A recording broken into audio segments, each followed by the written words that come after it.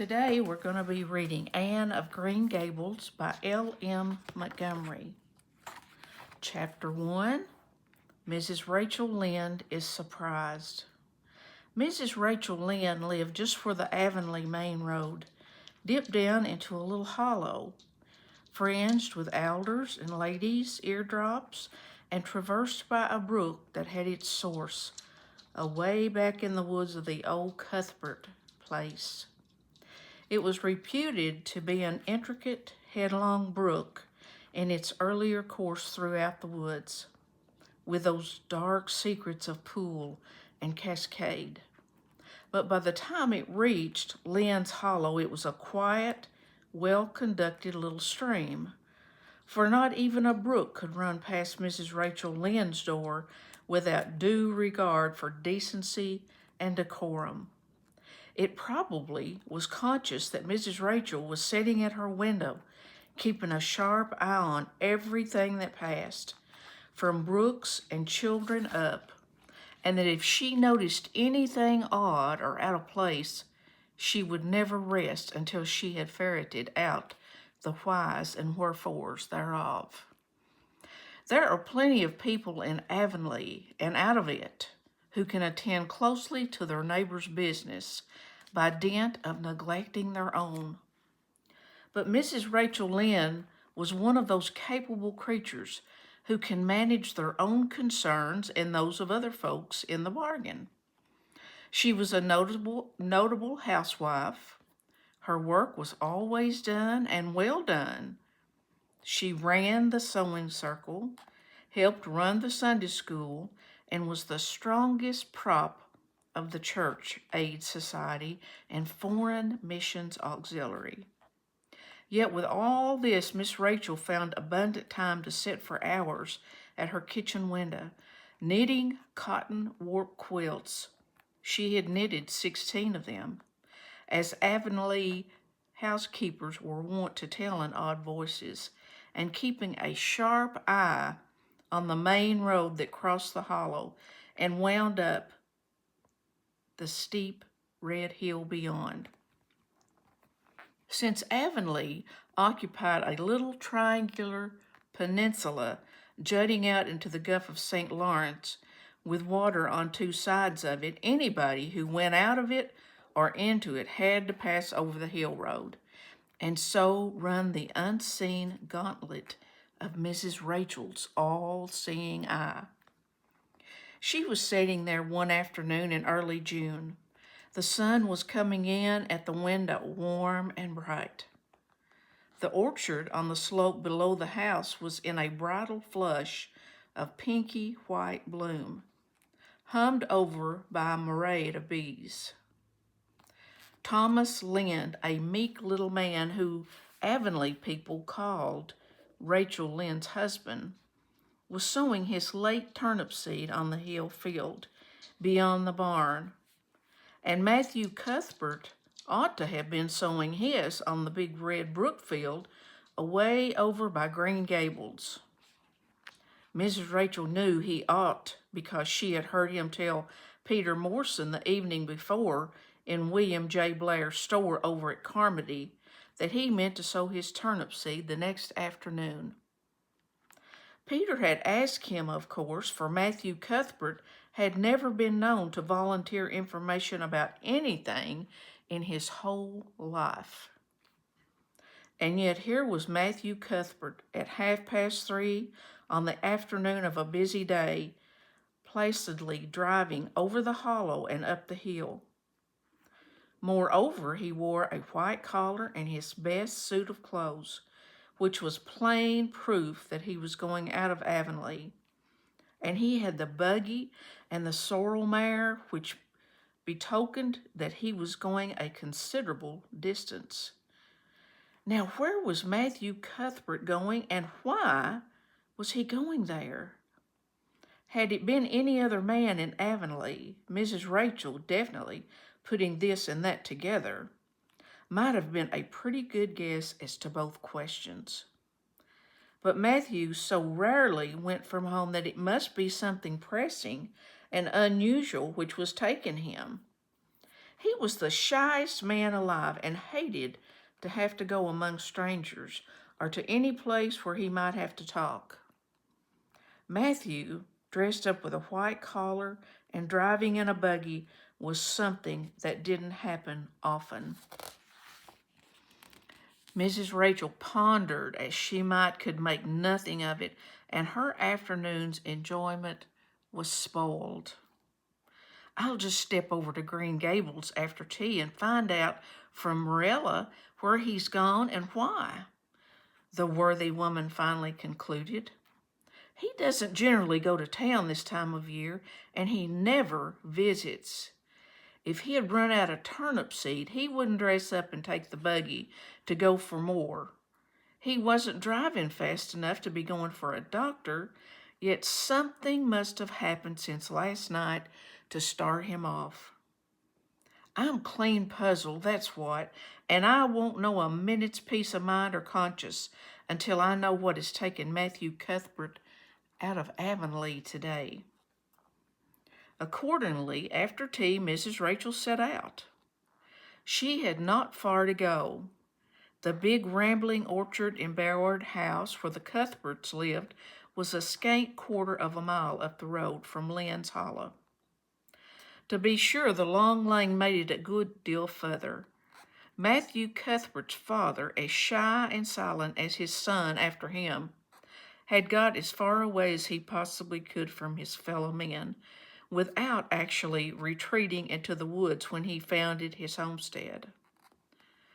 Green Gables was built at the furthest edge of his cleared land, and there it was to this day barely visible from the main road, along which all the other Avonlea houses were so sociably situated. Mrs. Rachel Lynn did not call living in such a place living at all. It's just staying, that's what, she said as she stepped along the deep-rutted grassy lane bordered with wild rose bushes. It's no wonder Matthew and Marilla are both a little odd, living away back here by themselves. Trees aren't much company, though dear knows if there would, there'd be enough of them. I'd rather look at people. To be sure, they seem contented enough, but then I suppose they're used to it. A body can get used to anything, even so being hanged, as the Irishman said. With this, Mrs. Rachel stepped out of the lane into the backyard of Green Gables. Very green and neat and precise was the yard, set about on one side with great peripheral willows, and on the other side with prim Lombardies. Not a stray stick nor stone was to be seen, for Mrs. Rachel would have seen it if there had been. Privately, she was of the opinion that Marilla Cuthbert swept that yard over as often as she swept her house. One could have eaten a meal off the ground without overbrimming the proverbial peck of dirt. Mrs. Rachel rapped smartly at the kitchen door and stepped in when bidden to do so. The kitchen at Green Gables was a cheerful apartment, or would have been cheerful if it had not been so painfully clean as to give it something of the appearance of an unused parlor. Its windows looked east and west. Through the west one, looking out into the backyard, came a flood of mellow June sunlight.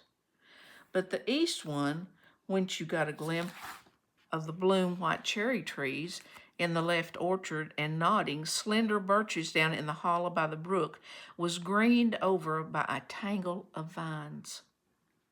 Here sat Marilla Cuthbert, when she sat at all, always slightly distrustful of sunshine, which seemed to be her too dancing and irresponsible a thing for a world which was meant to be taken seriously.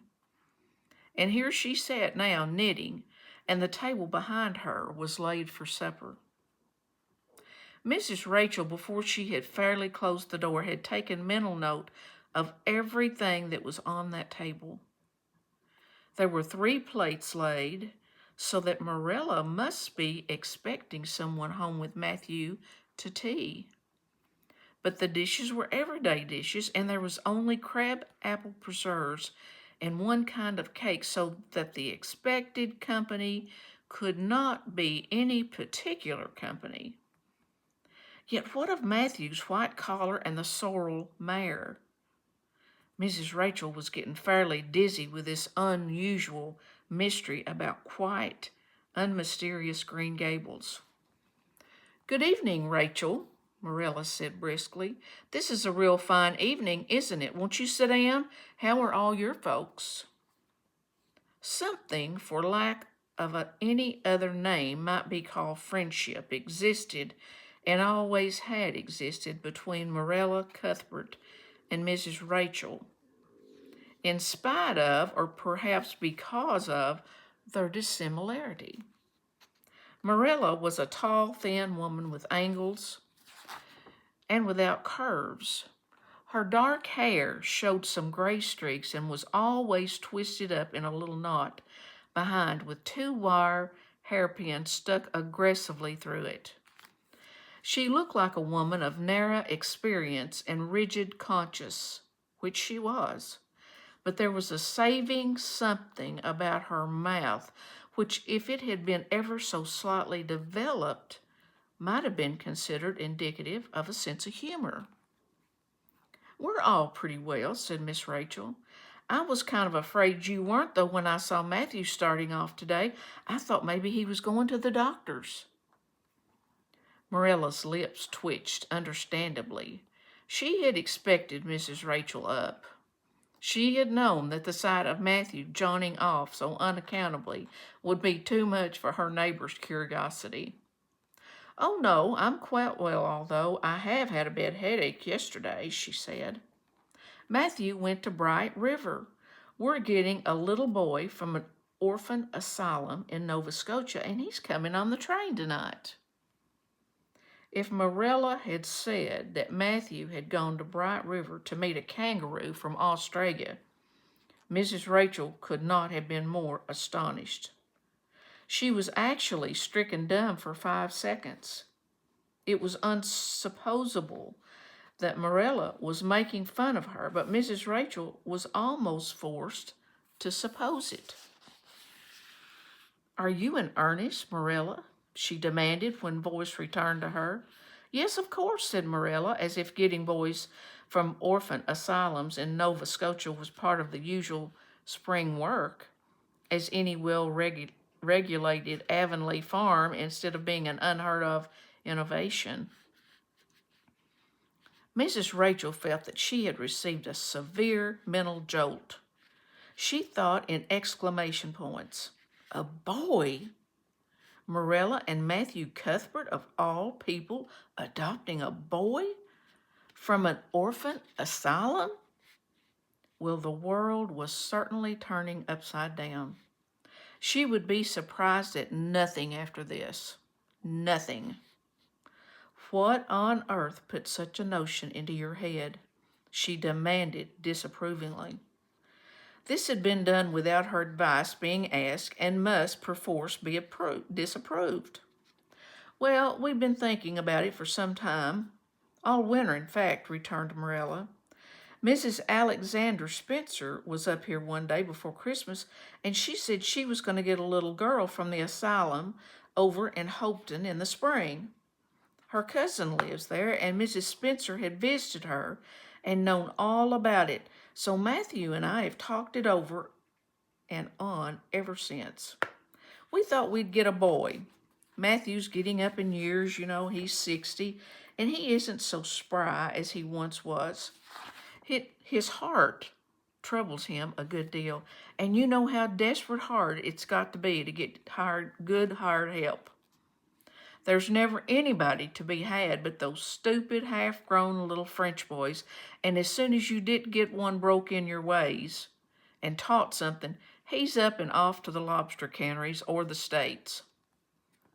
At first, Matthew suggested getting a homeboy, but I said no flat to that. That may be all right. I'm not saying they're not, but no London street Arabs for me, I said. Give me a native born at least. There'll be a risk no matter who we get, but I'll feel easier in my mind and sleep sounder at nights if we get a born Canadian.